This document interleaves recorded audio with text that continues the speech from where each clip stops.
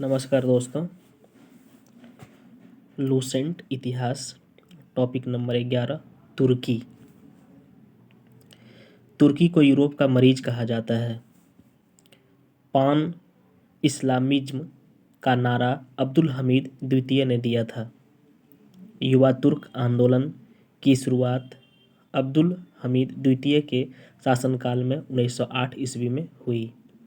प्रथम विश्व युद्ध के बाद तुर्की के साथ भीषण अपमानजनक संधि सेब्र की संधि 10 अगस्त 1920 को की गई। मुस्तफा कमाल पाशा ने इसे मानने से इनकार कर दिया। आधुनिक तुर्की का निर्माता मुस्तफा कमाल पाशा को माना जाता है। इसे अतातुर्क अर्थात तुर्की का पिता के उपनाम से जाना जाता है। मुस्तफा कमाल पाशा का औपचारिक जन्म तिथि 19 मई 1881 ईस्वी में सेलेनिका में हुआ था। इसके पिता का नाम अली रजा था। तुर्की में एकता और प्रगति समिति का गठन 1889 ईस्वी में हुआ। प्रारंभ में कमाल पाशा एकता और प्रगति समिति के प्रभाव में आया। एक सेनापति के रूप में कमाल पाशा ने गलीपोती युद्ध में शानदार सफलता हासिल की।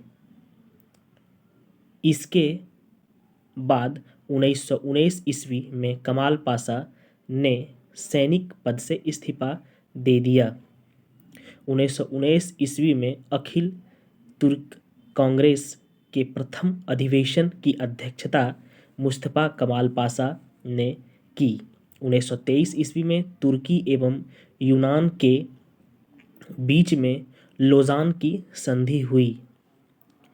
23 अक्टूबर 1923 ईस्वी में तुर्की गणतंत्र की घोषणा हुई।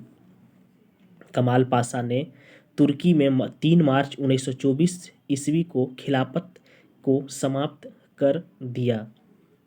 20 अप्रैल 1924 ईस्वी को तुर्की में नए संविधान की घोषणा हुई। तुर्की के नए गणतंत्र का राष्ट्रपति मुस्तफा कमाल पाशा हुआ। रिपब्लिक पीपुल्स पार्टी का संस्थापक मुस्तफा कमाल पाशा था। मुस्तफा कमाल पाशा द्वारा किए गए महत्वपूर्ण कार्य जो निम्नलिखित हैं।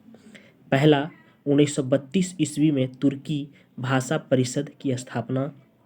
दूसरा, 1933 ईस्वी में तुर्की में प्रथम पंचवर्षीय योजना का लागू होना।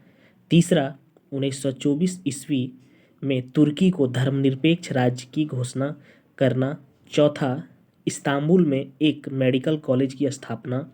पाँचवां, ग्रेगोरियन कैलेंडर का प्रचलन करना जो 26 दिसंबर 1925 से लागू था। इस्तांबुल का पुराना नाम कुस्तुनतुनिया था।